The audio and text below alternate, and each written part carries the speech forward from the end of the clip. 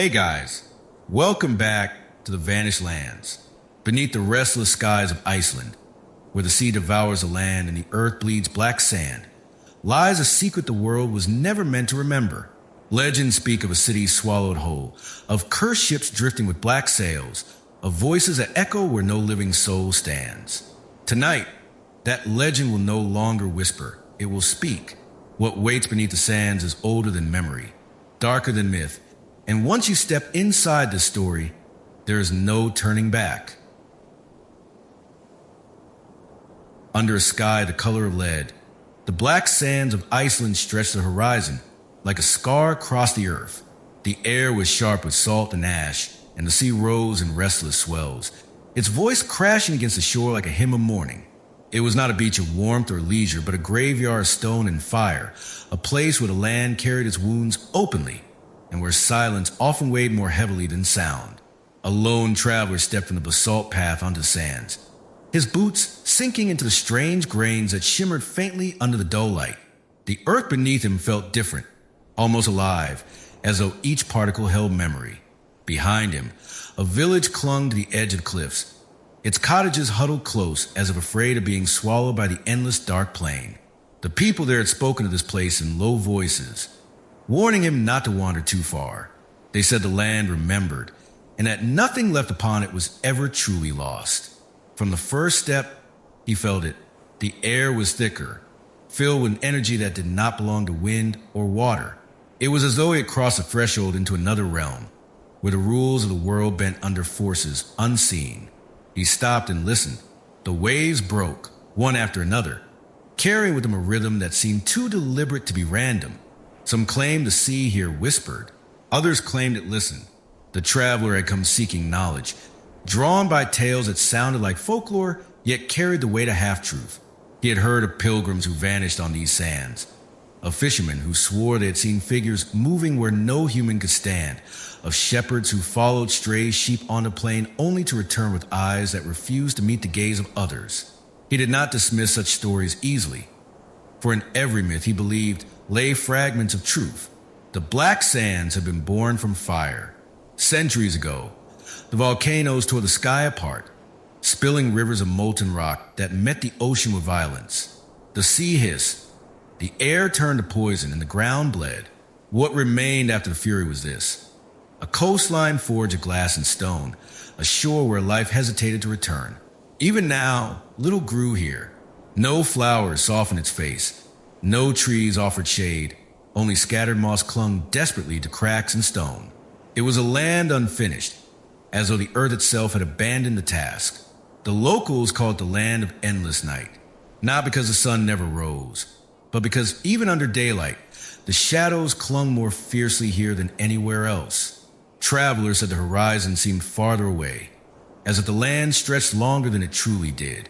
And always, there was a feeling of being watched. The traveler walked further, the waves following him with their endless dirge. The air smelled of iron, and beneath his feet the sand seemed to shift in subtle pulses, as though something beneath breathed with the rhythm of the tide. He crouched, letting the grains fall between his fingers. They sparkled faintly, not with the brightness of gold, but with the dark sheen of obsidian ground to dust. He thought of legends he had read in old manuscripts, stories of a city buried beneath the sands, swallowed by volcanic wrath, its people erased in a single night. But the city was gone. Why did so many claim the land still spoke? He rose again, scanning the horizon. There were no birds here. No gulls circled overhead. No cries pierced the steady roar of the sea. Even the wind felt strange, carried with it a low hum that seemed to vibrate in the bones. He pressed on, drawn toward the heart of the shore, where the waves carved strange patterns into the land. At the edge of the water, basalt pillars rose like sentinels, their black forms jagged and solemn. The sea foamed angrily around them, as though trying to reclaim what had been stolen. The traveler approached, his steps careful, and placed his hand upon the cold stone. It felt smooth in some places, worn by centuries of water, but rough in others, where grooves ran like scars across its surface. As his palm rested there, he thought he heard something beneath the sea's roar, a low murmur, a whisper too faint to catch. He withdrew quickly, his heart racing, and looked around. There was no one. The locals had spoken of echoes, not the kind born from cliffs and caverns, but echoes that replied when no sound had been made. The traveler had laughed when he first heard the tale, dismissing it as superstition. But now, standing alone on that forsaken shore, he was not so sure. He turned and began to walk inland, toward a stretch of dunes formed by centuries of wind. The sands rose and fell in dark waves, the shapes shifting under the restless gusts. As he climbed, the wind pressed against him, tugging at his cloak, carrying with it scent of sulfur and salt. At the top, he stopped and gazed across the plain. It stretched endlessly, the black sands merging with the sky in the distance, a horizon blurred by mist. Yet in that haze, he thought he saw movement. Shadows flickered where no trees stood, forms bending and straightening as though walking. He narrowed his eyes, but the shapes dissolved into fog. He told himself it was a play of light and distance, yet unease coiled in his chest. Descending the dune, his boot struck something hard beneath the sand. He crouched, brushing away the grains until a piece of stone emerged, smooth and carved. His fingers traced lines etched into its surface, symbols, weathered yet still clear. They were not runes he recognized, not Norse nor Celtic, but something older, stranger. As he uncovered more, he realized it was part of a larger structure buried deep. His pulse quickened. Was this proof of the forgotten city? Before he could dig further, a sound froze him where he knelt. It was faint but distinct. A voice, not carried by the wind, not shouted from afar, but close behind him. It was a whisper, low and deliberate, though he could not make out the words. He turned sharply. No one stood there, only the endless sand, shifting softly under the breath of the sea. The traveler's chest tightened. He called out, his voice steady despite the tremor in his hands. But the wind swallowed his words. Then, a moment later, came the reply, not his own echo, not the mimicry of sound bouncing from stone. It was something else, something aware. It carried the tone of his voice, yet twisted, drawn out in a way that was not human. The traveler stumbled back, his heels striking the carved stone. The echo came again, closer now, repeating fragments of words he had not spoken. He felt the air grow colder, the wind sharp with something metallic, and the sea's roar dimmed until it seemed the whole world had gone silent, listening. He turned and fled up the dune, sand sliding beneath his feet, heart pounding. At the crest, he looked back. The carved stone was once more hidden, swallowed by shifting grains, as though it had never been there. The shore below stretched endlessly, silent and still. But the echo lingered in his ears, not fading as echoes should, but growing, pressing into his mind as though it followed him, as though it would not let him leave. And then, from a mist at the far edge of the sands, came the sound again, clearer this time, a voice calling his name. What darkness sleeps beneath the black sands? He now understood that the answer was not meant to be found, but to be feared.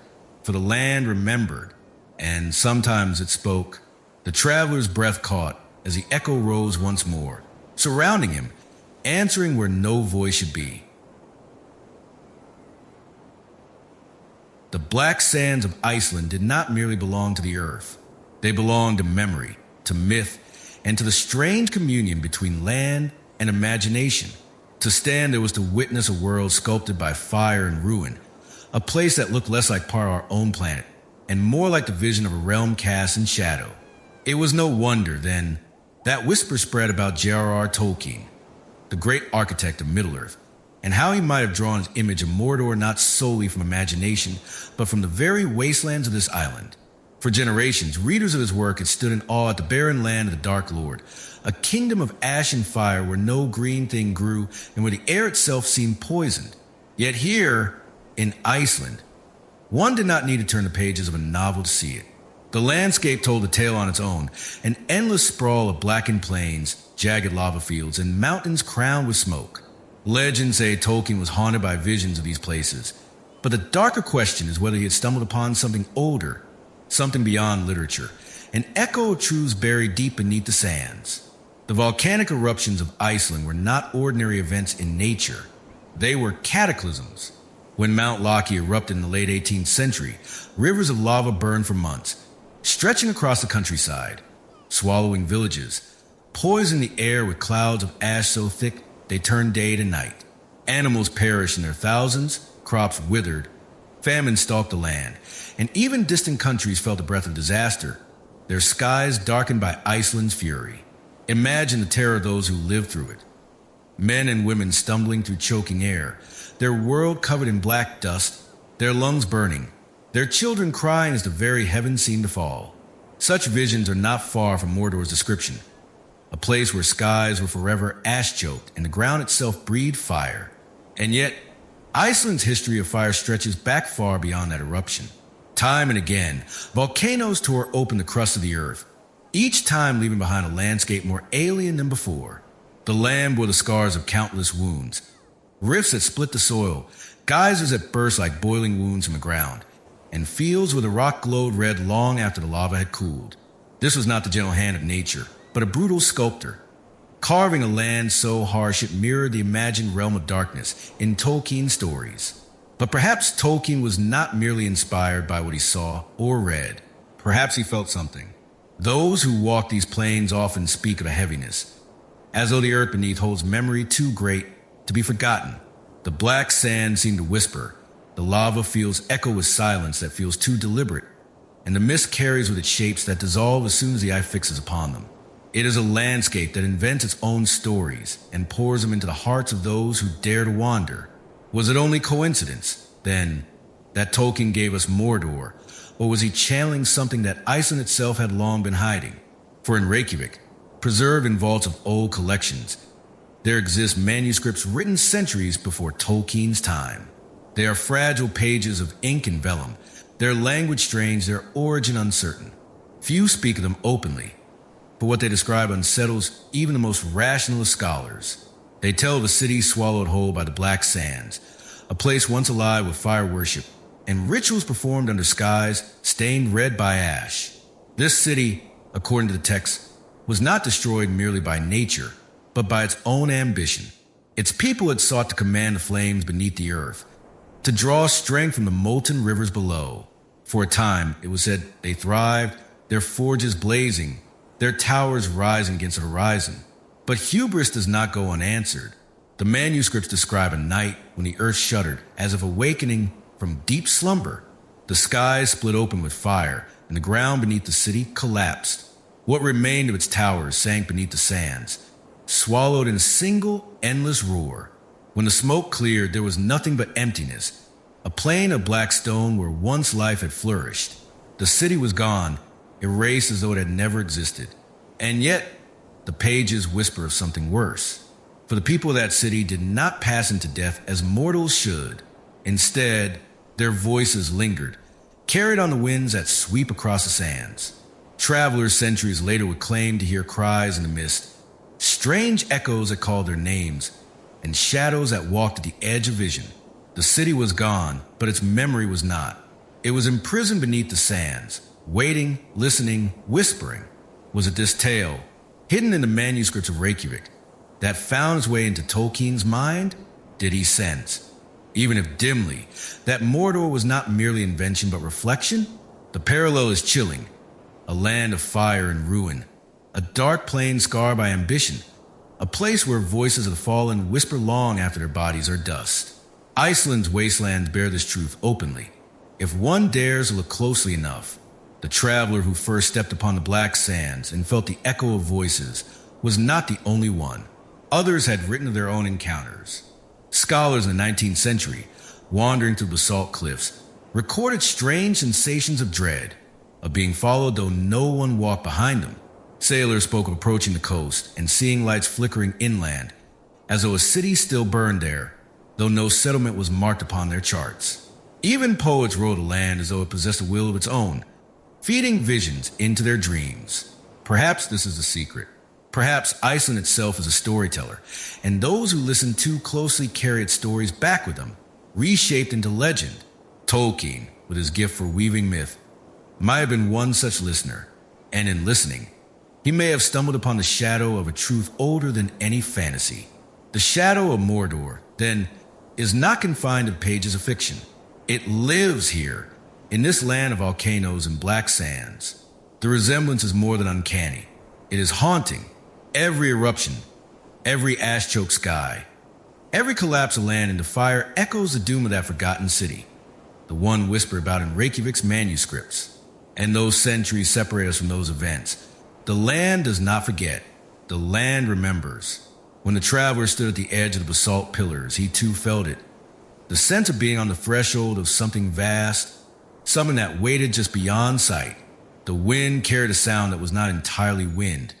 The sea hissed with a voice that was not entirely water. He thought of Mordor, of the tales of dark lords and cursed lands, and realized that such places are not always born of imagination. Sometimes they are born of memory. As the mist closed in, he turned back toward the village, his heart pounding. Yet behind him, from the endless sands, there came again that echo, not the sound of his footsteps, not the voice of another traveler, but something else, something that remembered, something that called. The manuscripts in Reykjavik remain under lock, their pages studied by few, but their words linger like the sand themselves. And the question remains, did Tolkien create Mordor, or did he merely remember it? The black sands shift restlessly under the northern sky, waiting. The land remembers, and sometimes it speaks. The black sands of Iceland had long been feared, but it was in the 1700s that their reputation grew darker, etched into the minds of villagers and travelers alike with mystery that has never been solved. It began with a group of pilgrims, ordinary men and women, driven by faith and desperation. They sought passage across the bleak shoreline, a journey set to shorten their route to a holy site inland. But what awaited them was not salvation. It was disappearance. On a day recorded as gray and windless, the group set out, 23 souls, wrapped in cloaks against the cold, carried with them supplies, prayers, and the determination that only the devout possess. Among them were families, fathers guiding children, mothers holding infants close, widows clutching relics for protection. Their departure was marked by simple blessings in the village square. The air carried no omen, no thunder or storm, only a silence that would later seem too perfect, too deliberate. They walked onto the black sands, their figures growing smaller against the expanse. Eyewitnesses stood upon the cliffs, watching as the pilgrims became dots swallowed by the horizon. Then, without warning, something happened. One villager swore he saw the ground ripple beneath the travelers, as if the land itself had shifted. Another claimed the figures sank suddenly, their outlines swallowed by a haze of mist that had risen from nowhere. By the time the onlookers blinked, the pilgrims were gone. Not one body was found. Not a single footprint remained. The sands had closed over them as though they had never been. The search began immediately. Men rode on horseback. Priests carried relics. Mothers wailed into the wind. They scoured the shoreline, the dunes, the basalt cliffs. Dogs were brought, sniffing desperately, but they whined and refused to step onto the sands. Days passed, then weeks, and still there was nothing. The pilgrims had vanished without trace, as if the black sands had swallowed them whole. What made the event unforgettable was not only the loss, but the strange consistency in the eyewitness accounts. More than one person claimed to see the sands move, not like wind shifting grains, but as if something beneath had opened.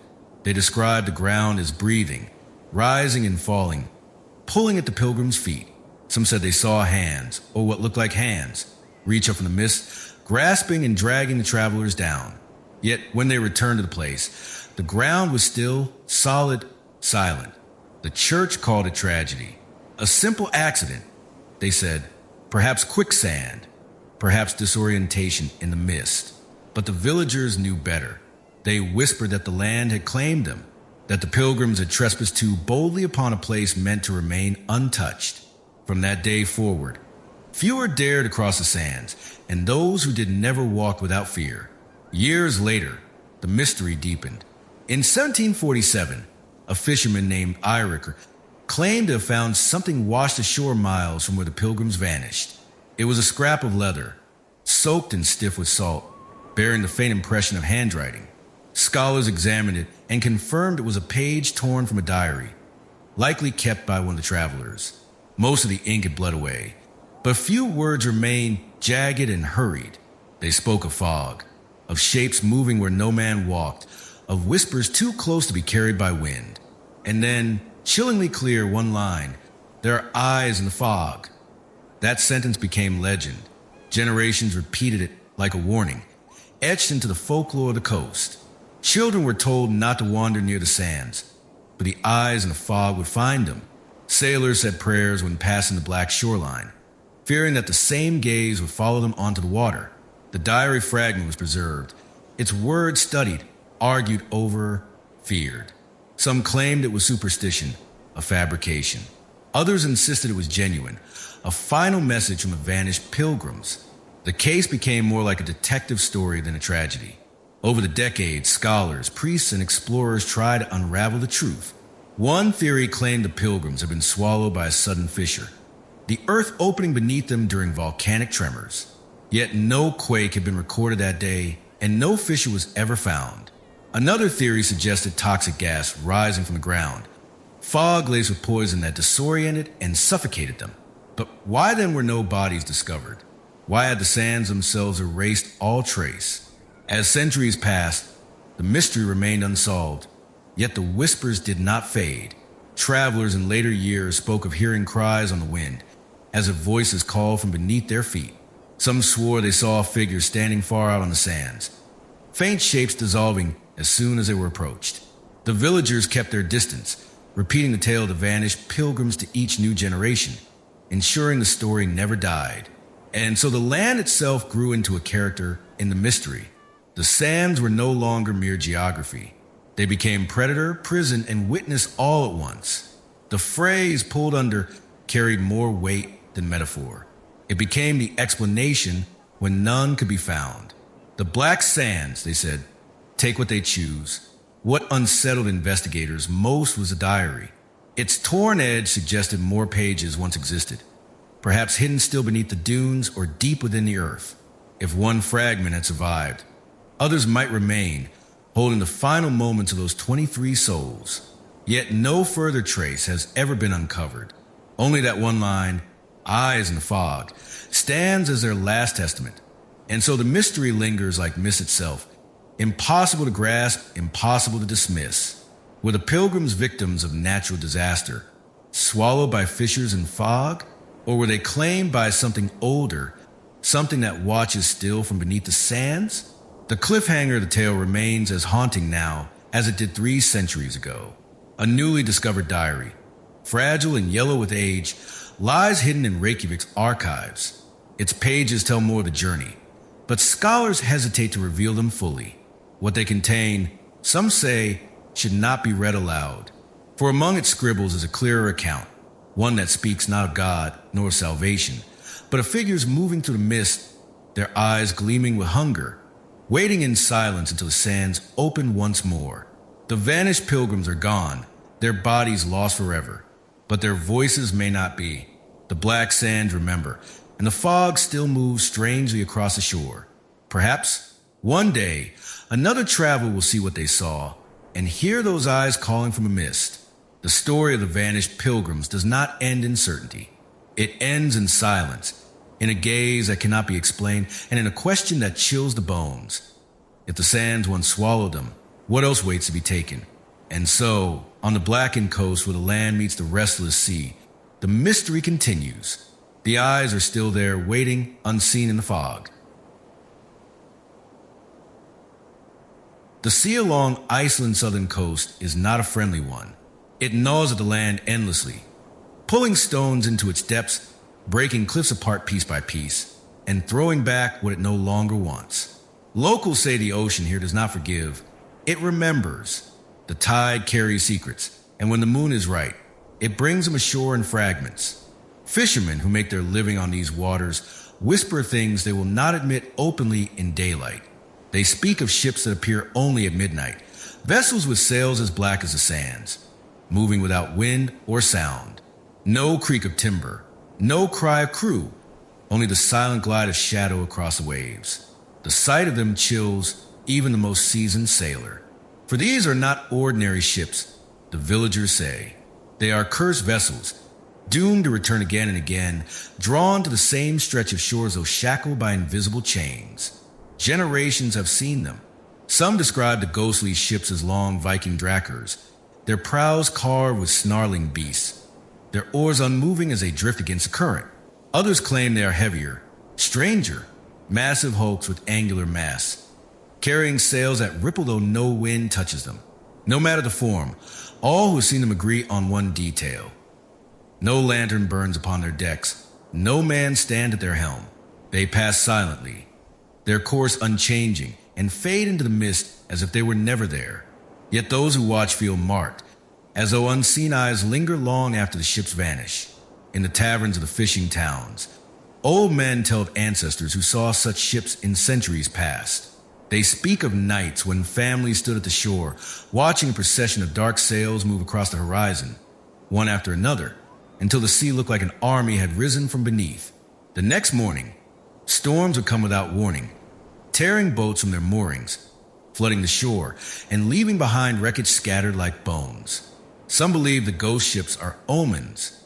Others believe they're the very cause of storms, their passing stirring the sea to rage. Not long ago, a fisherman named Arner told his own encounter. He had been at sea with two others when the fog closed around them without warning. Their lantern light fell short, swallowed by the mist. Then in that silence, they saw it. A ship larger than any they had known, sliding out of fog.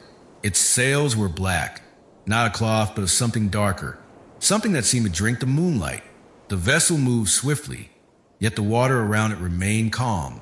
As it passed, Arner swore he heard whispers, low voices in no tongue he understood. His companions, pale and trembling, admitted the same. When the ship vanished into the fog, the sea erupted in a swell that nearly capsized their boat. They survived, but none of them ever sailed at night again. These tales were dismissed by outsiders as folklore, the inventions of seafarers long too familiar with isolation and drink. But then came the stones. The ocean, restless as ever, began to cast strange objects onto the black sands. Fishermen collecting nets in the morning found them first, smooth, carved stones unlike any they had seen before.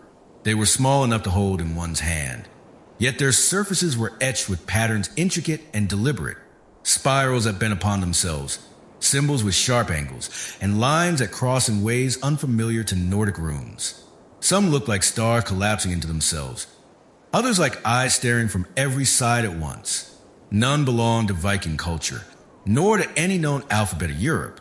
Word spread quickly, and soon villagers gathered to see the stones.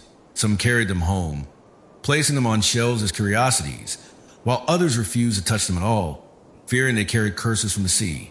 Scholars from Reykjavik examined a handful and declared them artifacts, but from where, they could not say. They bore no resemblance to Celtic carvings, no likeness to Roman symbols, and none of the distinct traits of Norse mythology. One scholar whispered that they resembled Mediterranean symbols, yet far more distorted, as though drawn by hands that had seen the shapes in dream rather than truth. The fishermen who had seen the ghost ships were certain. The stones were offerings from the cursed vessels. Each time one washed ashore, more whispers would follow. Children awoke crying from dreams of black sails. Women claimed they heard knocking at their doors at night, though no one stood outside. Men felt their boats pulled in strange directions, their compasses failing, their nets heavier with stones and fish. The most unsettling account came from a boy named Leif, who found one of the stones while walking the shore at dawn. He carried it home, fascinated by the strange spiral carved upon it. That night, his mother awoke to the sound of footsteps in their cottage. She lit a lantern and found her son standing by the window, staring at the sea. When she called his name, he turned to her with eyes wide and unfocused, whispering a single phrase. "They are calling." In the morning, the boy remembered nothing, but the stone was gone. The tide, they said, had taken it back. It was not the first time the tide had reclaimed what it had given. Each stone brought ashore seemed to vanish eventually, lost to the sands or stolen back by the waves. Yet each left behind a weight, a reminder that something beneath the sea sought to be remembered. The question grew louder among those who dared to ask. Were the ghost ships not merely visions, but the remnants of a people long lost, Curse a sail until the end of time? Could the carved stones be their language, their plea, or their warning? The manuscripts in Reykjavik that spoke of a city swallowed by the sands made no mention of ships. And yet, it seemed impossible to ignore the connection. A city erased by fire and earth, a fleet condemned to haunt the waters. Were they fragments of the same story, scattered by time? As the mystery deepened, so did the fear. No one wished to be the one to find the next stone, yet everyone watched for it.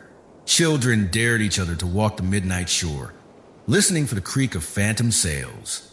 Some swore they heard singing, a chorus too faint to be human, carried on the wind. Others claimed they saw figures standing upon the decks, though their faces were obscured, their bodies too still, like statues watching silently as the world of the living carried on. And then came the storm. One winter night, when the sea thrashed against the cliffs harder than any man remembered, the village awoke to a sound like thunder beneath the waves. At dawn, the shore was littered with debris. Driftwood blackened as it burned, ropes frayed beyond recognition, and among them, a stone larger than any before. It was half buried in the sand, taller than a man's chest.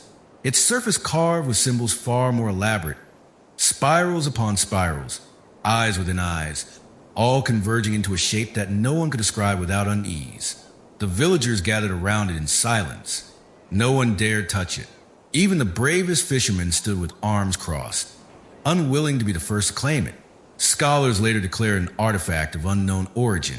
But among the villagers, one belief spread quickly that this was no gift, no relic, but a marker, a boundary stone placed by the cursed ships themselves, a claim upon the land.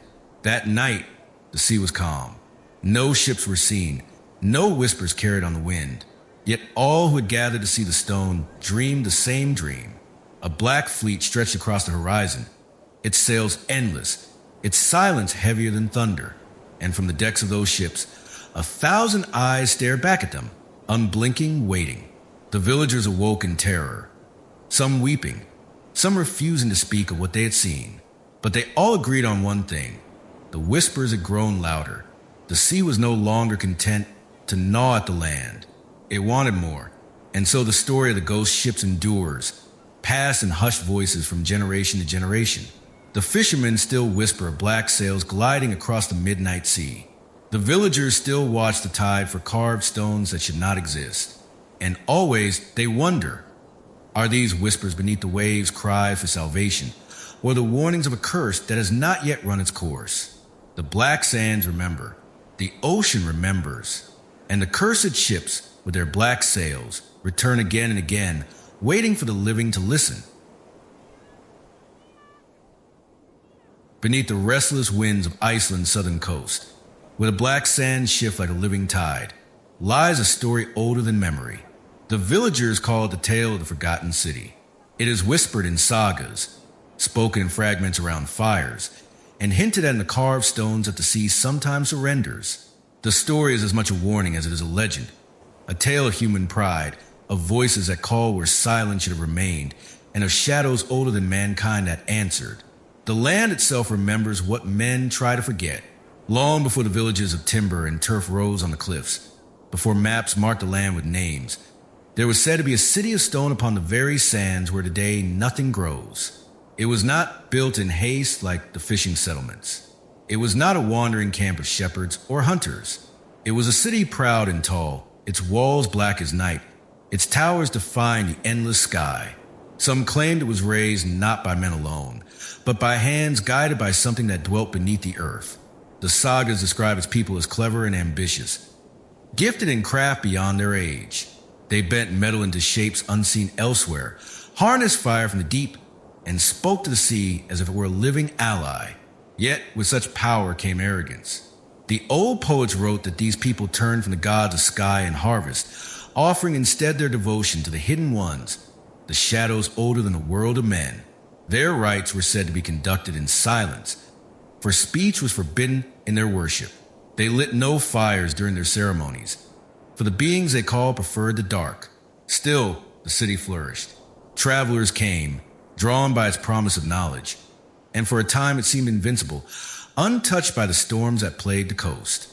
But as with all who believed themselves untouchable, their pride became their undoing. The sagas speak of the night when the sky turned red and the ground roared like a beast waking from endless sleep. A volcano, long dormant, split the earth open beneath their feet. Rivers of fire surged through the streets. Ash darkened the heavens until no star could be seen. The city's towers crumbled, and as the people fled, the sands rose like a tide to swallow them whole. When dawn came, the city was gone. Where streets and walls it still was only an endless plain of black sand, smooth and lifeless, as though no hand had ever built upon it. Those who searched found no trace, not a stone, not a relic, not a bone. It was as if the city had been erased from existence. Yet the sagas say that in the final moments, as the fire consumed them, the people called upon their shadowed masters for deliverance, and some whisper that the plea was answered, not with salvation but with imprisonment. For perhaps the city was not destroyed. Perhaps it was only buried. Generations carried the tale forward. Children grew up hearing that the sands held voices beneath them, that if you listen at night, you could hear faint echoes, like chanting carried from deep below. Farmers refused to plow near the dunes. Fishermen would not step upon the sands after dark. The land had become sacred by fear, a graveyard not to be disturbed. And yet, centuries later, the earth itself seemed to confirm what the sagas had spoken. Modern scholars, armed not with stories but with machines, turned their attention to the coastline. Satellite scans, mapping the restless dunes, revealed something extraordinary. Beneath the black sands, rectangular formations appeared. Shapes too precise to be natural, too deliberate to be accident. One scholar, trembling with both excitement and unease, called them the outlines of streets. Another insisted they were the foundations of walls. What the sagas describe as legend, the earth had whispered as truth. The discovery should have been a triumph of history, but instead it brought dread. For the formations beneath the sands did not lie in ruinous chaos, as one would expect of a city destroyed. They were orderly, intact, as though frozen in place. The sands had not shattered them. They had preserved them, sealing them away as if to guard the rest of the world from what slept below. Locals warned the scholars not to dig. They begged them to leave the city forgotten, as it was meant to be. But curiosity is a hunger that men rarely resist. Teams began small excavations, unearthing fragments of stone too black and too smooth to belong to volcanic rock. Some bore markings, lines sharp and deliberate, spirals that bent inward endlessly, symbols that echoed the stones washed ashore by the sea. Then came the first disappearance. A worker, tasked with clearing debris, was last seen at dusk. His tools lay where he had left them, his lantern still burning. No footprints led away. He was simply gone. The locals murmured that the sands had claimed him, just as they had claimed the pilgrim centuries before. The scholars dismissed it, but unease spread through the camp. The wind at night began to sound like voices. Equipment malfunctioned. Men spoke of dreams filled with corridors of black stone and doorways that opened into nothing. One diary from the dig, later smuggled out and hidden, contained words that echoed the sagas too closely to ignore. The writer described standing upon the sand and hearing beneath him a faint rhythm, like the beating of drums from below the earth. He wrote of a sensation that he was being observed, not from the horizon, but from beneath his own shadow. The final entry ended abruptly, its last line chilling in its simplicity. They are still here. The excavation was abandoned soon after. Officially, it was due to funding, weather, or lack of significant finds. But the villagers knew otherwise. They had seen the fear in the eyes of the scholars as they packed their equipment, refusing to speak of what they had encountered. They had heard the workers mutter of shapes glimpsed in the fog, of sand shifting like a living tide, of whispers that carried their names on the wind. And so the city remains, buried yet unforgotten. The satellites confirm its presence, but no hand dares to dig deeper. Some mysteries are too heavy to disturb. The sagas had warned of human arrogance, of rights forbidden and powers older than mankind. To seek them is to repeat the sin of the city, and perhaps to share its fate. Still, questions remain. Were the people consumed by fire and earth, or were they bound to something darker, kept alive in shadows beneath the sands? Do the voices in the wind belong to memory, or to the remnants of a civilization that still stirs? And what will happen if one day the sands shift enough to reveal their city once more. The forgotten city is not truly forgotten. It waits. Its walls remain beneath the dunes, its symbols preserved, its silence heavy. And when the wind carries strange echoes across the black sands, the villagers say it is not imagination. It is the city remembering itself. The earth does not erase. It hides. And what it hides beneath Iceland's black sands may not be ruins, but a prison. The story does not end here. The shadows beneath the sand stir still. And the question lingers. If men dare to awaken them, will the city rise again? Or will the sands rise to claim us all? The black sands of Iceland have yielded many secrets. Stones carved with strange spirals, echoes that answer when no voice speaks, whispers beneath the waves. But among them all, none has been as unsettling, as unforgettable as the mirror of black glass. It was not gold, nor relic, nor jewel. Yet when it was lifted from the dunes, polished by time and buried in silence for centuries, it carried with it a weight unlike anything seen before. It was obsidian, the scholars said. Volcanic glass, formed when fire met ocean, cooled so quickly it hardened into a smooth, perfect sheen. To them, it was natural and accident geology. Yet the villagers who watched the scholars unearth it shook their heads. They had lived their lives beside the black sands. They had seen obsidian before, sharp shards scattered across the coast. This was not the same. This was not an accident. The glass had been cut and polished into a circle wider than a man's chest. Its edges were smooth, deliberate, not the work of nature but of hands that had shaped it with intent. The surface was flawless, darker than night, reflecting not as silver mirrors do, but with a depth that seemed endless. When one stood before it, the reflection looked wrong, distorted not by flaws, but by something subtler, something that gave the illusion of depth where there should have been none. To gaze into it was to feel the pull of falling. The villagers whispered at once what it was. They called it Gluggen till Anarar Heimsins, the window to another realm, a thing not meant for mortals to look upon. And though the scholars laughed, dismissing the words as superstition, they too felt unease. More than one admitted privately that standing before it gave the sensation not of looking at oneself, but of being looked at. The mirror was taken to a small outpost near the coast for study. The scholars examined its structure, measured its surface, tested its age.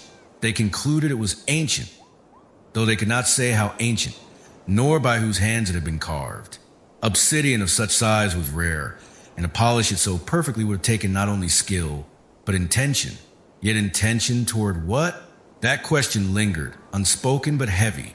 At night, when the wind swept across the black sands, the locals claimed they saw a faint light flickering across the surface of the mirror, as though torches burned behind the glass. Some swore they heard voices when they stood near it too long, murmurs low and distant, as though from a great hall just out of sight.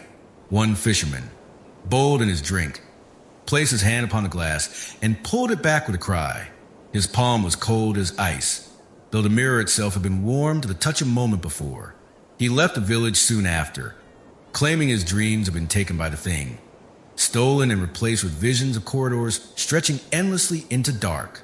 The scholars dismissed these tales, yet curiosity gnawed at them. One by one, they found themselves standing before the mirror for longer than they intended. They told themselves they were studying it. They told themselves they were observing refraction, depth, light. But in truth, they were staring, waiting, listening for something they could not name. And soon, something stared back. One researcher, a man named Halvard, kept a journal. At first, his notes were methodical, measurements, sketches, descriptions of surface quality. But over time, his words grew strange. He wrote of shadows moving in the glass that did not belong to those in the room. He described hearing his own voice repeat his thoughts, though his lips had not moved. He claimed that when he looked long enough, his reflection began to change, not in sudden shifts, but slowly, subtly, as though the man in the glass were not quite him. The eyes seemed sharper, the smile faintly wrong. At last, he confessed in his journal that he avoided his own reflection in ordinary mirrors, for it no longer matched the one he had seen in the black glass. Other scholars noticed changes too. One woman fainted while staring into it, collapsing with a cry that something had touched her shoulder though no one was near. Another man awoke in the night, screaming that he had been dragged to the mirror, forced into a world where corridors stretched into infinity, lined with doors that would not open. He refused to sleep again, muttering that if he closed his eyes, he would wake on the other side. The villagers watched the scholars from afar, muttering among themselves. They had warned them. A mirror is not always for reflection, they said. Sometimes it is for passage, and sometimes passage goes both ways. The tension grew unbearable when Halvard vanished. It was a morning like any other. His bed was untouched, his shoes still by the door, his papers scattered on the desk. Only the mirror was different. It had been moved slightly, though no one admitted to touching it, and at its base lay a single sheet of paper, written in a hand that trembled. The note read only, "It saw me first." The outpost erupted in panic. Some demanded the mirror be destroyed, shattered into dust. Others refused, claiming it was too valuable, too important, that destroying it would be a crime against knowledge. But none dared look into it again. They covered it with heavy cloth, carried it back to the dunes, and buried it deep where it had been found. The sand swallowed it quickly, as though reclaiming what was theirs. Yet the story did not end. The villagers say that when storms rake the coast and lightning splits the sky, the dunes shift and a faint shimmer of black glass is seen beneath the surface. They say voices ride the wind on such nights, whispers calling men by name, urging them to return and look once more. Some believe the mirror was a relic of the forgotten city, crafted in their final days to call upon the shadows they worshipped. Others believe it was no artifact at all, but a remnant of something older, something that had waited long before men set foot on Iceland's shores. What all agree upon is this: mirrors reflect what stand before them, but this mirror reflected something else. Not the present, not the self, but something watching from beyond. And when one stares too long, the question arises, who is truly looking at whom? The dunes shift still. The mirror lies hidden, or perhaps not hidden enough, and somewhere in the black sands, beneath the restless sky, a reflection waits. The story ends not in certainty, but in a warning. If you ever walk those sands and find yourself gazing into black glass, do not linger, do not stare, for if you give it your gaze, it may give you one in return. And when that gaze fixes upon you, it will already be too late. The black sands of Iceland had always carried silence like a weapon. They stretched under gray skies, unbroken, a graveyard for ancient whispers and forgotten ruins. Yet there are moments when silence is shattered, when the land itself awakens, and when the sky and sea turn into hunters. It was on one such night that the storm of ash came, a night when the dunes convulsed, the heavens caught fire, and those caught within felt the unmistakable truth that they were not alone. It began quietly, with the faint tremor of the earth beneath the feet of those wandering the coast. At first, the ground's rumbling seemed harmless, like the restless sigh of a slumbering beast. But then the sky darkened, not gradually, but violently, as though the sun itself had been torn from the heavens. Clouds of ash rose, thick and suffocating, spilling from fissures that split the dunes and bled smoke into the wind. In a matter of moments, daylight was gone. The world turned black. Lightning erupted across the sky, striking the dunes with a brilliance that blinded those who dared to look. Each bolt tore open the night for a heartbeat, illuminating figures running across the sands, their faces pale, their breaths ragged. And in the brief glow between flashes, something else seemed to move, hidden in the curtains of smoke. Shapes that were not entirely human, shifting with the rhythm of the storm. The ash fell like snow, yet it burned as it touched skin, stinging eyes, clogging throats. The air turned thick, heavy with sulfur and fire, pressing upon lungs until each breath was a battle. The storm howled with a voice that seemed more alive than any mere wind. It screamed across the dunes, carrying within a chorus of sounds, some like cries, others like laughter, all swallowed quickly by thunder. Those caught in the storm stumbled blindly, their torches useless against the smoke. They fell hunted. Some swore they heard footsteps behind them, though when they turned, there was only the shifting haze. Others spoke of whispers, so close they felt breath upon their necks.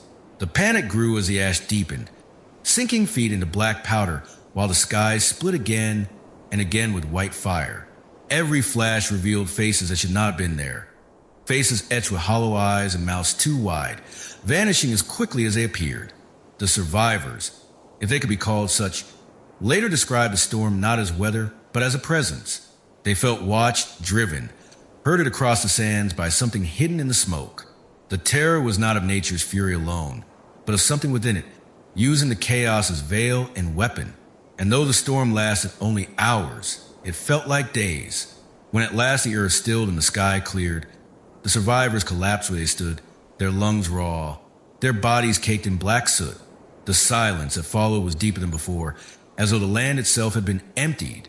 Ash covered everything in a gray shroud. No bird called. No wave dared to break too loudly, and the air was heavy with the weight of what had passed. Then came the footprints, scattered across the dunes, pressed clearly into the fresh ash, were tracks that led inland. They were not made by boots nor by bare feet. Each print was long, with clawed ends that dug deep into the sand, as though something heavy had walked there. They moved in deliberate lines, not wandering, not lost. Whatever had made them knew where it was going. The villagers who came at dawn recoiled at the sight. They measured the prints, noted their depth, traced their paths until they disappeared into the black horizon. And the deeper they followed, the more unsettling the discovery became. For alongside the monstrous tracks, there were human ones, smaller, lighter, scattered as though running, but none of them returned. The storm had not simply destroyed, it had delivered. What was it that had walked out of the smoke? The saga spoke of shadows older than men, beings bound beneath the sand for centuries, stirred only when arrogance or accident called them forth. Some believed the storm was not nature at all, but ritual, the answer to rites once performed by the forgotten city. The storm was the gate, and the footprints were the proof. Scholars argued, as they always do. They called the prints distortions caused by collapsing ash, by wind and water. But those who had been inside the storm, those who had felt the weight of unseen eyes, those who had heard the whispers, none doubted what had walked with them in the smoke. They spoke of figures glimpsed in lightning, of shadows that moved against the wind, of a presence that seemed to wait for them to stumble, to weaken, to fall. And though the storm had passed, its memory clung like soot to every heart. The dunes bore scars for weeks. Fissures carved deep where the earth had split. Ash lay thick, smothering what little life dared to cling to the coast. And always the footprints remained. Rain did not wash them away. Wind did not scatter them. They held their shape as though the land itself refused to erase them. Children were forbidden to play near them. Travelers avoided the dunes altogether. Yet some, driven by obsession, came to study them, sketching their shapes, comparing them to beasts both known and unknown. Some argued they were reptilian. Others insisted they were avian, though no bird had ever left such weight. But none could explain why they walked in such measured lines, as though in pursuit of something or someone. The most chilling theory was whispered by the locals. They believed the storm had not come by chance. It had been summoned, whether by accident or by the restless dead. The ash and lightning had been the cover under which something old had risen, stepping from the prison of sands into the living world. The footprints were not the remnants of storm. They were the beginning of a journey. One witness, a woman whose husband never returned from the storm, claimed she woke nights to the sound of footsteps outside her cottage. When she looked, there was nothing, only the wind against the door. But each morning, she found as scattered across her threshold, the truth remains hidden beneath silence and fear. The dunes are quiet once more, the sea relentless as ever, the sky gray with indifference. But those who remember the storm carry its weight with them, unable to forget the way the world shifted when the ash rose, unable to ignore the footprints that led inland away from the sea, into the heart of the island. And the question that remains is not what caused the storm, but what walked out of it. The survivors know this much. When lightning split the sky and shadows moved in the smoke, they were not alone. Something hunted with the storm. Something older, patient, and purposeful. And though the storm has passed, its footprints have not. They are still there, waiting. The black sands of Rianistra are unlike any other beach on Earth. The Atlantic smashes into shore with relentless violence. its waves rising tall as houses before collapsing in thunderous white foam. But it is not the sea alone that makes Ria Nistra infamous. It is the towering basalt cliffs that rise above the sands, dark and jagged, like the bones of the earth thrust into the sky. They stand in hexagonal columns, stacked like a wall built by forgotten gods, and it is here that the villagers whisper their oldest warning. Do not go after dark, for the cliffs are not cliffs at all. They are giants, frozen mid-pursuit, trapped in stone yet never fully asleep. Children hear the tale first. Mothers hush them at night with stories of how the giants once roamed freely, chasing men and stealing cattle, until the sun rose and turned their bodies into basalt.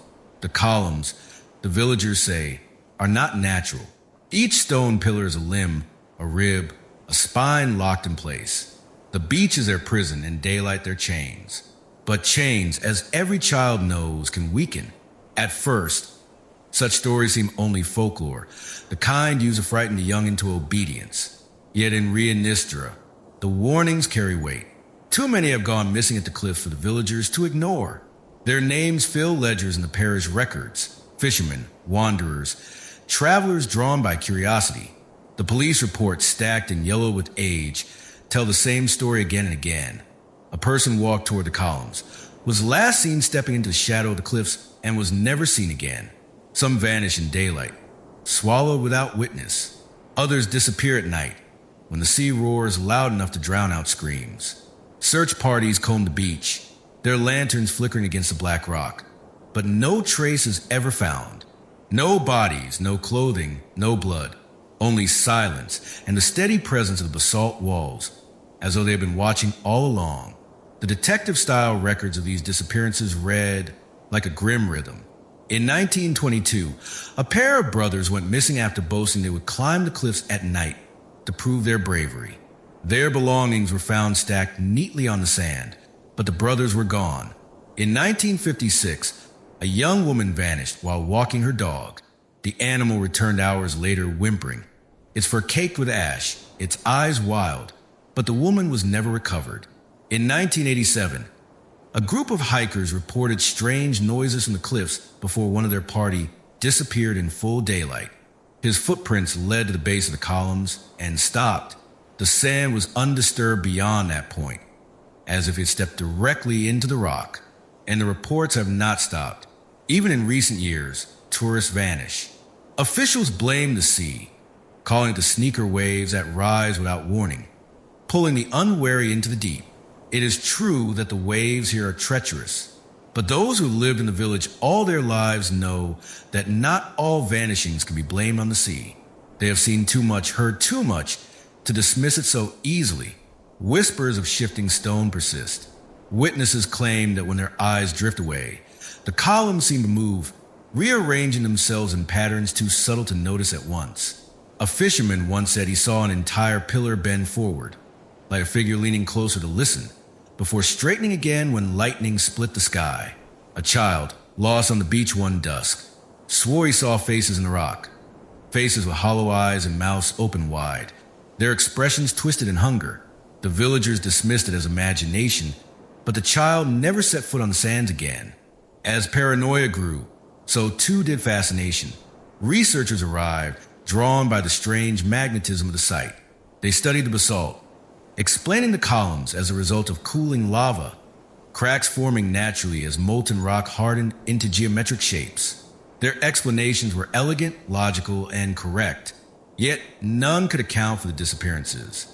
None could explain why the locals refused to go near the cliffs at night, why their voices dropped when they spoke of the watchers. Science answered how the cliffs had formed, but not what they had become.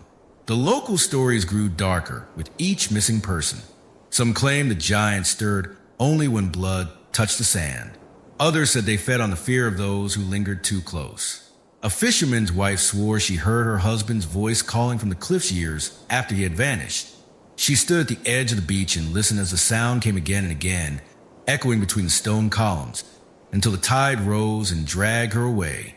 They found her body days later, but her face was turned toward the cliffs, her eyes wide open in terror. Over time, a pattern emerged. Those who disappeared were often alone or separated from their companions. The watchers, It seemed preferred isolation, singling out the stragglers. Survivors of close encounters reported strange sensations before the vanishings, a sudden drop in temperature, the feeling of being followed, the sound of stone grinding softly, though no rock had fallen. One hiker described the sensation of being observed from dozens of unseen eyes. It wasn't the ocean I feared, he wrote in his journal. It was the cliffs. They were waiting for me to look away. And always, there were the footprints. Searchers would sometimes find trails in the sand leading up to the cliffs. They began human, distinct and clear, but closer to the basalt they changed, elongated, twisted, the stride unnatural, as though the walker had transformed mid-step. Beyond that, the prints vanished, leaving nothing but the smooth surface of the rock. The paranoia became so strong that even in the village, far from the cliffs, people felt watched. Windows were shuttered at night, doors barred. Mothers told their children not only to avoid the cliffs, but to never even look too long at them, for the watchers might see the gaze as invitation. The beach became a place of avoidance, of silence, and yet curiosity always returned, like the tide itself. For there is something irresistible about the forbidden.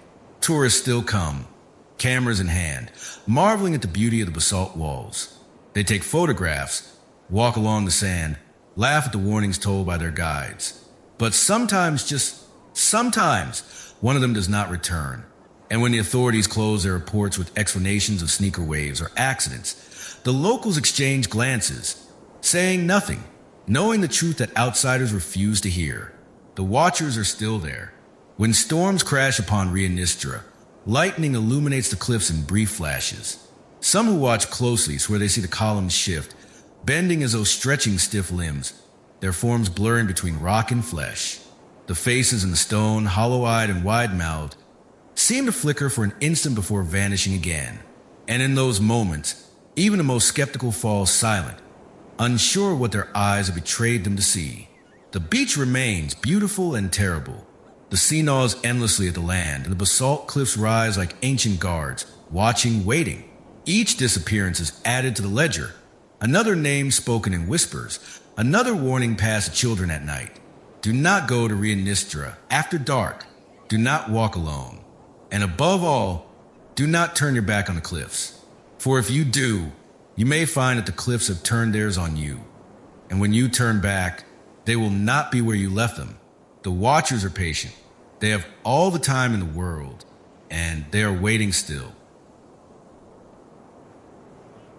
Beneath the restless dunes of Iceland's black sands, where the land shifts like a living tide, there came a day when the earth itself opened. It began as a tremor, subtle at first, just enough to send gulls screaming from the cliffs and fishermen clutching the sides of their boats. Then, with a sound like stone being torn apart, the sand split. A fissure carved itself through the shore, wide enough to swallow a house, deep enough that no sunlight could touch its bottom. From its depths rose not smoke, nor ash, but an eerie glow, the kind of green that belongs not to nature but to something older, something hidden. Explorers were the first to approach. They had come already seeking answers to the riddles of the sands, the vanished pilgrims, the ghost ships, the mirror of black glass. But the fissure promised more than fragments. It promised entry. They descended with ropes, their lanterns casting fragile halos against the jagged walls. The air grew colder with each step, heavy with a dampness that did not belong to dry sands. The glow intensified, pulsing faintly as though alive. And when at last their boots struck stone, they realized they stood not in a cavern carved by nature, but in a place built by hands. The floor stretched out in vast slabs of black rock, polished to a sheen that reflected their light back in strange distortions. Walls rose at angles that defied sense, slanted and curving, yet never collapsing, as though obeying laws of geometry no human mind could fully grasp. Arches stretched impossibly high, their tops lost in shadow, and carved into every surface were markings, spirals that seemed to twist inward forever, eyes etched in repeating rows, watching from every side, lines crossing in ways that suggested meaning, but yielded none. No one could read them, not the historians, not the linguists, not the priests who had been drawn by whispers of forgotten city. The markings belonged to no known tongue. Yet the explorers felt their presence not as symbols, but as voices. Their eyes followed the carvings, and the longer they stared, the stronger the impression grew that they were being addressed, not with words, but with intention. The cavern stretched deeper. The glow came not from torches nor from flame, but from veins of mineral embedded in the stone, pulsing like veins filled with light. It gave the place the illusion of breath, as though the walls themselves lived. Some explorers swore the glow dimmed when they whispered, brightened when they fell silent, as though listening. It was then that the voices began. At first faint, like echoes carried from distant corridors. The explorers froze, listening. The sound came again, low, soft, unmistakably human. One of them called out, but the echo that answered did not match. It was their name spoken back, but not by any living companion. The group pressed on, hearts tight with fear. The further they walked, the louder the voices grew, each one calling a name. Some recognized them. One woman heard the voice of her mother, long dead. Another swore his son, lost years before, called from the shadows. Each resisted, but the pull was strong, dragging at their minds with the cruelest temptation, reunion. Only the leader, a man hardened by loss, forced them forward, reminding them that the dead do not wait in caverns. Still, their resolve faltered. They saw shadows moving between the columns, flickers of human shape dissolving when approached. One man broke from the group, running toward a voice that cried his name with desperate pleading. The others followed, but when they reached him, he was gone. No footprints, no sound, only the lingering echo of his name, repeated again and again, until it, too, faded into silence. The survivors pressed deeper, their fear growing sharper. The geometry of the place bent their minds. Corridors curved back upon themselves. Stairways descended only to rise again. Arches led to walls, walls to nothing. It was a labyrinth, not a confusion but of intention, as though designed to wear down the will. Each turn brought new carvings, new spirals, new eyes. Some swore the eyes shifted when they were not looking, changing in number, in gaze, in expression. One woman covered her torch with her cloak, unable to bear the sight of them glowing faintly in the green light. At last, they entered a vast chamber. The glow here was strongest, bathing the room in an emerald haze. The ceiling arched so high it seemed to vanish into heavens. And at the far end stood a door. It was massive, towering above them, carved from a single slab of black stone. Across its surface were sigils, the same spirals and eyes they had seen on the fishermen's stones, the same markings unearthed from the dunes, the same symbols glimpsed in whispers of the forgotten city. Only here, they were not scattered fragments. They were whole, arranged in patterns that hummed with silent power. The explorers felt it immediately. The door was not merely stone. It was threshold. The leader stepped forward, his lantern trembling in his hand. His eyes traced the sigils, his breath ragged. He turned to the others, his voice low, almost reverent. "This is what we came for," he said. "The city is not lost. It waits." As he placed his hand upon the stone, the glow of the cavern shifted. The veins in the walls pulsed faster, brighter, as though the place had quickened. The sigils on the door lit faintly, each spiral twisting with light, each eye opening, and then came the sound. It was not the whisper of echoes, nor the voices of the dead. It was a deep, resonant groan, like the earth itself awakening. The explorers staggered as the floor trembled beneath them, dust falling from unseen heights. The door shuddered, its edges grinding against the stone. Slowly, impossibly, it began to open. The leader's hand fell away, his eyes wide with terror and awe. The others backed away, their hearts pounding, their instincts screaming to flee. Yet none could move. They were rooted to the spot, watching as the darkness beyond the door thickened. Not absence of light, but presence of something else. Something vast, patient, and waiting. The voices rose again, louder now, clearer, calling every name in the chamber. The explorers clutched their ears, but the sound was not in the air. It was in their minds, in their blood, vibrating through every bone. And in the final moment, before the door gaped wide, the leader whispered words none will forget. "It has been waiting." The door opened wider. The green glow spilled into the darkness, and what stirred beyond was not silence. It was breath. The fissure remains. The cavern waits, and the door, once stirred, will never sleep again. Beneath the black sands, where the fissure split the earth and the stone door yawned open, the explorers stepped into a place no living soul was ever meant to see. The air was colder beyond the threshold, not with the chill of stone, but with something deeper, an ancient stillness that pressed against the skin and weighted the breath. Their lanterns flickered, their light swallowed by a darkness so thick it seemed alive. And yet, as the cavern revealed itself, a terrible truth emerged. The forgotten city was not destroyed. It had only been waiting. The walls rose higher than any cathedral, arched and curved in impossible shapes, geometry twisted into forms that defied reason.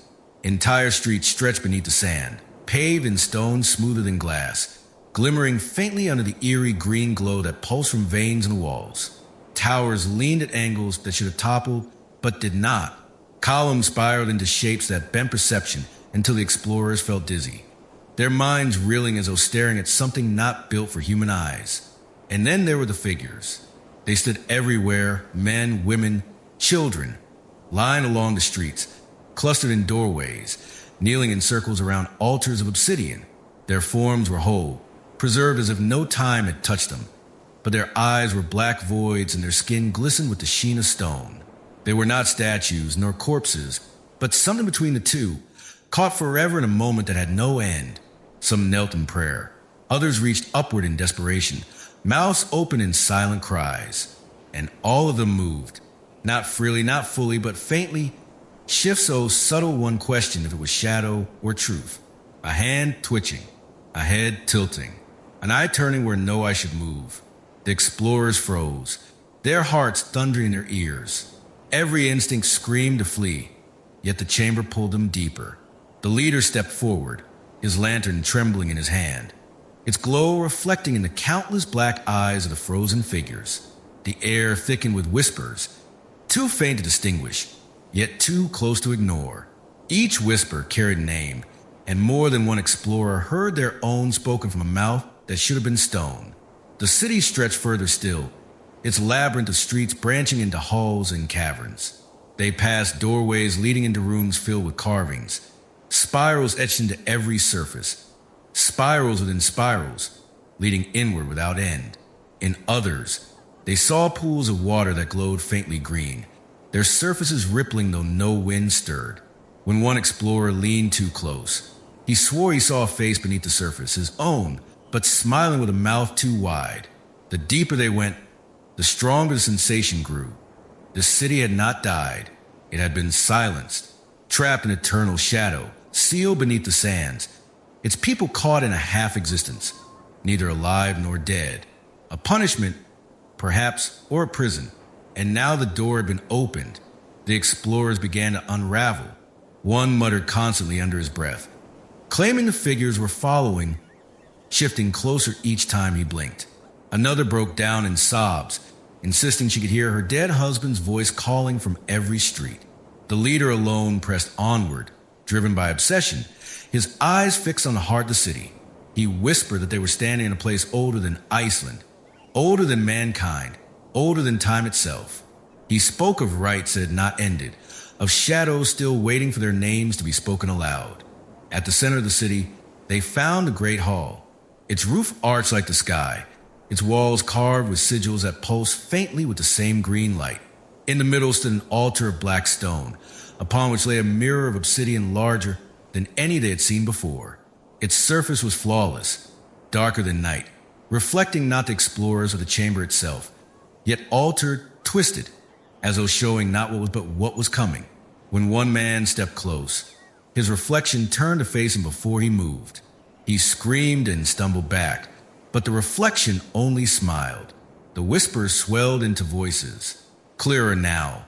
They spoke in unison, echoing to the streets and halls, vibrating in the very bones of those who listened. They spoke not in language, but in intent. The explorers understood without words. The city was not forgotten. It was waiting for them to remember. Fear turned to dread as they realized the sands above were shifting. Dust fell from the cavern roof, sprinkling the frozen figures like falling ash. The ground trembled, faint but deliberate, as though something vast moved beneath their feet. The explorers clutched their lanterns, their hands slick with sweat, their minds unraveling under the weight of knowledge too great to bear. One turned to flee, running back toward the fissure, but the streets twisted, bent upon themselves. Every path led deeper, never back. He cried out until his voice broke, and then the echoes took up his cry, repeating it endlessly until it became indistinguishable from the whispers. The leader pressed onward, past the altar, into a corridor lined with figures kneeling in prayer. Their mouths hung open, their hands clasped, their eyes fixed on something ahead. The explorers followed, unwilling yet unable to turn back. And at the end of the corridor, they found it. Another door. It was larger than the first, towering beyond sight. Carved from a single slab of stone so black, it seemed to drink the green glow. Across its surface were the sigils, the same spirals and eyes that haunted the sands above, the same markings carved into the fishermen's stones, the same symbols whispered about in sagas. But here, they pulsed faintly, as though alive, each spiral spinning inward, each eye opening wider. The leader stepped forward, his breath shaking, his face pale with awe and terror. He raised his hand, trembling, and placed it upon the stone. The whispers ceased. The city fell silent. Even the air seemed to hold its breath.